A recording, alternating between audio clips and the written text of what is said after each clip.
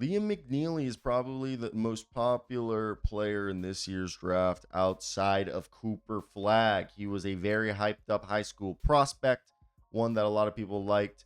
And coming into this year's draft, the 6'7" forward slash wing went to UConn. I know a lot of people are calling him Wally Sergeback, as did I say that correctly? I always mess up Wally's last name as his comp. I think that's just being lazy. I think he's a really good secondary playmaker, and he's a guy that coming out of Montverde, he had played at John Paul II, Texas. He was a McDonald's All-American who was originally connected to Indiana. Then he flipped in April 2024 to UConn. He won gold with Team USA in the 2021 FIBA U16 Americans Championship, and he comes from a really strong basketball family.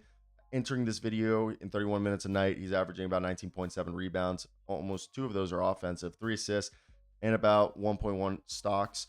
He's shooting 47% from the field, 37% from three, and he's a guy that his elite shooting ability with that high basketball IQ with really good ball handling skills makes him a guy who can be a secondary playmaker and a really good complementary scorer. He's a natural fit to any team due to coming out of UConn and just his skill set he has already.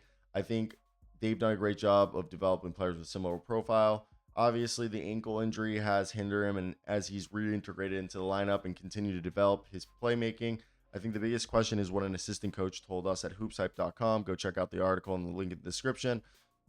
Quote, is Liam just a shooter? I'd say mostly, but there's more to his game. His facilitating has improved a lot over the last few games, which shows he's a solid playmaker. Still, his primary role will likely be a shooting wing that can be an immediate contributor, end quote. And I understand that. I think the biggest thing when you look at a guy like Liam McNeeley, I think honestly, best case scenario, you see a DeAndre Hunter type player. He becomes a Swiss Army knife who's a better than expected defender. I think DeAndre Hunter was expected to be a good defender.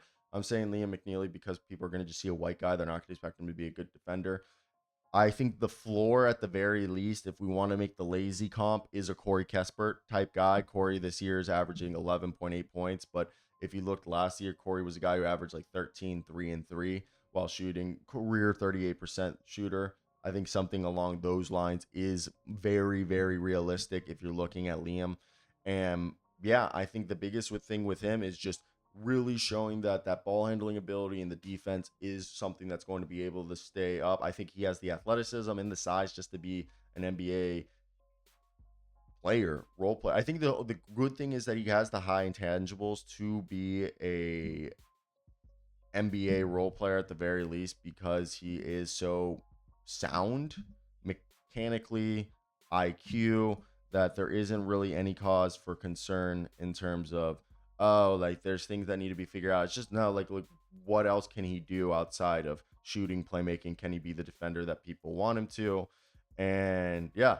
So by the way, his great grandfather, mother, and both of his uncles played college basketball. That's wild. Big basketball family there.